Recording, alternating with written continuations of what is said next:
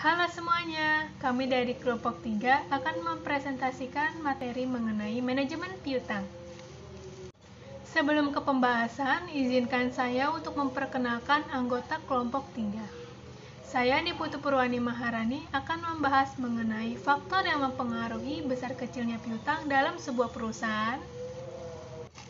Selanjutnya ada Munjiati yang akan membahas definisi manajemen piutang dan pengelompokan piutang. Selanjutnya ada Muhammad Yudi Satriaji yang akan membahas mengenai manfaat dan tujuan manajemen piutang.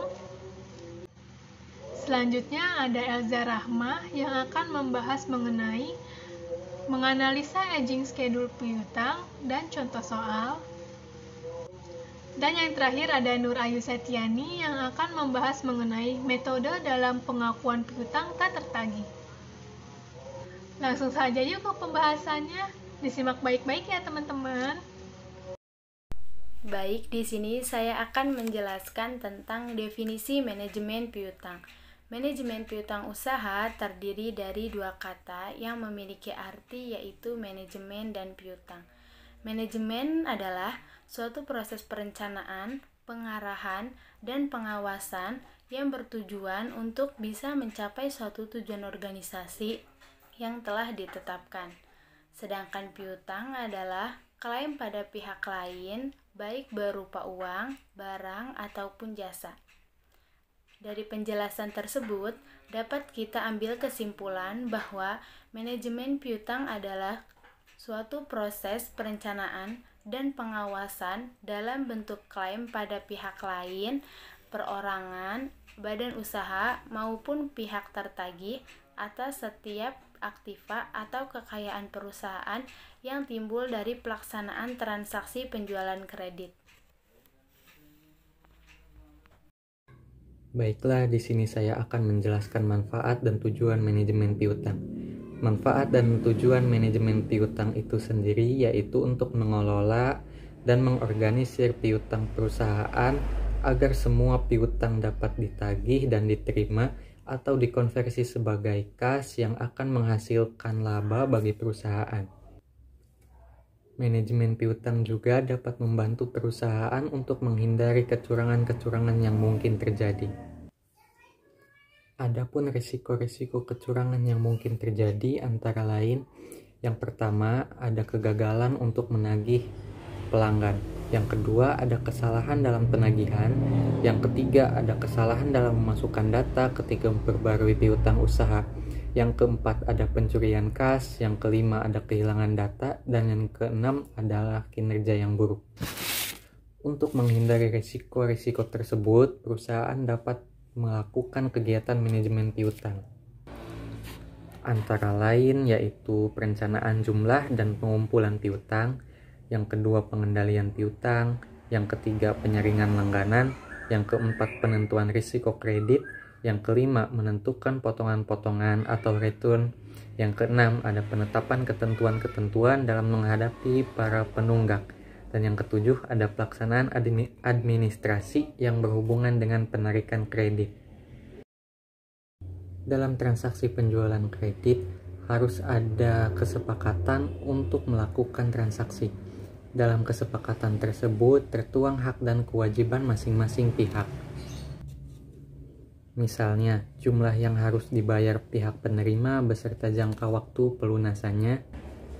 Di samping itu, adanya kebijakan terhadap penjualan kredit tersebut apabila misalnya dilunasi sebelum jangka waktunya. Untuk perusahaan dagang, pengaruh dari hasil penjualan kredit ini akan terlihat komponen pos piutang di aktiva lancar bagi perusahaan yang menjual barang. Sebaliknya, bagi perusahaan yang membeli secara kredit, maka akan terlihat di sisi pasifa pada pos utang dagang. Dalam rangka meningkatkan penjualan secara kredit, maka perusahaan perlu menetapkan kebijakan kredit. Tujuannya agar penjualan kredit yang diberikan akan memberikan keuntungan seperti yang diinginkan. Penundaan atau keterlambatan pembayaran oleh debitur akan merugikan perusahaan pemberi, apalagi debitur yang tidak mampu mengembalikannya. Oleh karena itu, dalam memberikan atau menjual barang secara angsuran, ada beberapa kebijakan yang harus dilakukan. Kebijakan kredit ini meliputi syarat kredit, standar kredit, dan pengumpulan piutang. Baik, selanjutnya saya akan menganalisa aging schedule piutang. Schedule umur piutang merupakan tabel yang memuat informasi tentang umur, jumlah, proporsi, dan periode penagihan piutang. Perputaran piutang harus dengan menyusun tabel umur piutang atau yang disebut dengan aging schedule of receivable, di mana dalam tabel tersebut dapat diketahui jumlah utang yang segera dapat ditagih dan yang lambat untuk ditagih. Dan dapat diketahui pengutang dan debitur yang baik dan yang buruk. Di sini ada berupa contoh schedule umur piutang yang dapat disajikan dalam tabel. Nah, terdiri dari dua perusahaan. Ada yang pertama adalah PT Pelangi dan yang kedua adalah PT Mutiara. Syarat kredit kedua perusahaan tersebut sama. PT Pelangi di sini terlihat jelas lebih baik dari PT Mutiara karena semua pelanggan membayar tepat waktu 80% pada hari ke-10 dan sisa pembayaran 20% dibayar di hari ke-30. Sedangkan PT Mutiara, pelanggannya tidak membayar sesuai dengan perjanjian kredit.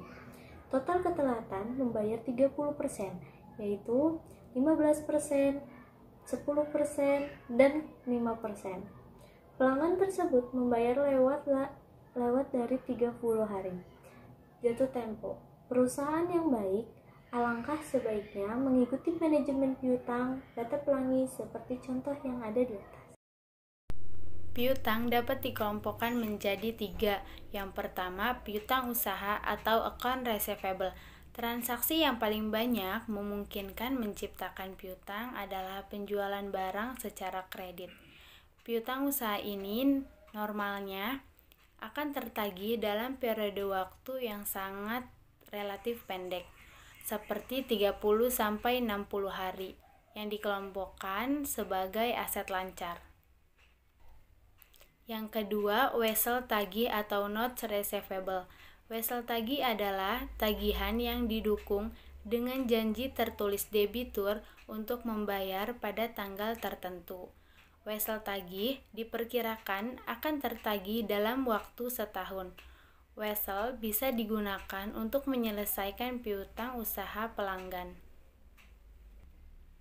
Yang ketiga, piutang lain-lain atau other receivable. Piutang lain-lain biasanya disajikan secara terpisah dalam neraca. Apabila tertagih dalam waktu 1 tahun, maka diklasifikasikan sebagai aset lancar. Jika penagihannya lebih dari 1 tahun, maka diklasifikasikan sebagai aset tidak lancar di bawah akun investasi. Piutang ini meliputi piutang bunga, piutang pajak, piutang pejabat, atau piutang karyawan. Baik, sini saya akan membahas mengenai faktor yang mempengaruhi besar kecilnya piutang dalam sebuah perusahaan. Untuk yang pertama ada volume penjualan kredit. Makin besar proporsi kredit dari keseluruhan penjualan memperbesar jumlah investasi dalam piutang. Dengan makin besarnya volume penjualan kredit setiap tahunnya, berarti bahwa perusahaan itu harus menyediakan investasi yang lebih besar lagi dalam piutang. Yang kedua ada syarat pembayaran penjualan secara kredit. Syarat pembayaran penjualan kredit dapat bersifat ketat atau lunak. Apabila perusahaan menetapkan syarat pembayaran yang ketat, maka perusahaan lebih mengutamakan keselamatan kredit daripada pertimbangan profitabilitas. Yang ketiga, ada ketentuan tentang pembatasan kredit. Dalam penjualan kredit, perusahaan dapat menetapkan batas maksimal atau plafon bagi kredit yang diberikan kepada para langganannya. Semakin tinggi plafon yang ditetapkan bagi masing-masing langganan, berarti semakin besar pula dana yang diinvestasikan dalam piutang. Dan yang keempat, ada kebiasaan membayar para pelanggan kredit. Perusahaan dapat menjalankan kebijaksanaan dalam pengumpulan piutang secara aktif maupun pasif. Perusahaan yang menjalankan kebijaksanaan secara aktif dalam pengumpulan piutang mempunyai pengeluaran uang yang lebih besar untuk membiayai aktivitas pengumpulan piutang tersebut daripada perusahaan yang menjalankan kebijaksanaan pasif. Dan yang terakhir ada kegiatan penagih piutang dari pihak perusahaan. Dalam penjualan kredit, perusahaan dapat menetapkan batas maksimal atau plafon bagi kredit yang diberikan kepada para langganannya. Semakin tinggi nilai plafon yang ditetapkan bagi masing-masing langganannya, berarti semakin besar pula dana yang diinvestasikan dalam piutang. Saya Nur Aistiani akan menjelaskan metode dalam pengakuan piutang tak tertagih. Yang pertama ada metode penghapusan piutang atau write-off. Metode ini langsung menghapus piutang yang dinilai tidak dapat tertagih lagi, yaitu dengan langsung membebankan piutang yang dihapus dan mengkreditkan piutang tersebut. Contohnya, manajemen perusahaan menghapus piutang usahanya sebesar 1 juta karena sudah benar-benar tidak dapat tertagih lagi. Maka jurnalnya adalah beban penghapusan di sisi debit dan piutang di sisi kredit masing-masing sebesar 1 juta. Dan yang kedua ada metode cadangkan piutang atau bad debt allowance. Metode ini dilakukan dengan cara membentuk cadangan atas piutang yang diperkirakan tidak akan tertagih. Berbeda dengan metode penghapusan piutang langsung. Metode ini tidak langsung membuang piutang yang diperkiraan tidak tertagih tersebut. Dengan metode ini, maka dilaporkan keuangan akan muncul saldo cadangan kerugian piutang. Biasanya disajikan dengan angka minus di bawah piutang usaha, atau bisa juga disajikan secara net off dengan piutang usaha. Contohnya, manajemen mencadangkan piutang usaha sebesar 1 juta atas piutang usaha yang kemungkinan besar tidak dapat tertagih lagi. Jurnalnya, beban cadangan piutang tak tertagih di sisi debit dan cadangan piutang tak tertagih di sisi kredit, masing-masing sebesar 1 juta. Misalkan sebuah perusahaan dagang PT Angkasa Jaya semula melakukan penjualan secara tunai. Penjualan yang tercapai pada perusahaan Angkasa Jaya setiap tahunnya rata-rata sebesar 100 juta. Kemudian perusahaan merencanakan akan menawarkan syarat penjualan per 60. Ini berarti bahwa si pembeli bisa membayar pembelian mereka pada hari ke-60. Diperkirakan dengan adanya syarat penjualan yang baru tersebut, perusahaan akan bisa meningkatkan penjualan sampai dengan 1 miliar. Profit margin yang diperoleh sekitar 15%. Apakah perusahaan perlu beralih ke penjualan kredit jika biaya dana sebesar 16%? Saya jawab, analisis manajemen piutang, tambahan keuntungan karena tambahan penjualan. Di sini ada 1 miliar dikurang dengan 100 juta rupiah. 1 miliar ini kita ambil dari peningkatan penjualan, sedangkan 100 juta kita ngambil dari pencapaian setiap tahunnya. Dikali 15% yaitu profit margin, yang hasilnya 135 juta rupiah.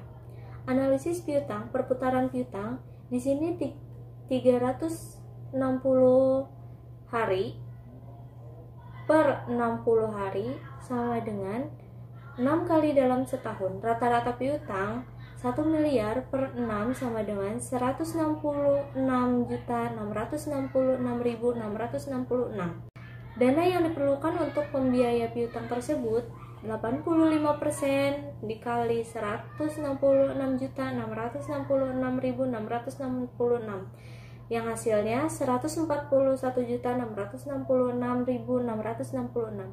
Biaya dana yang harus ditanggung karena memiliki tambahan piutang adalah 141.666.666 dikali 0,16 sama dengan 22.666.666. Jadi tambahan manfaat bersih adalah 130 juta dikurang 22.666.666 sama dengan 12.333.333. Oke, cukup sekian dari kelompok kami. Kurang lebihnya kami mohon maaf. Wassalamualaikum warahmatullahi wabarakatuh.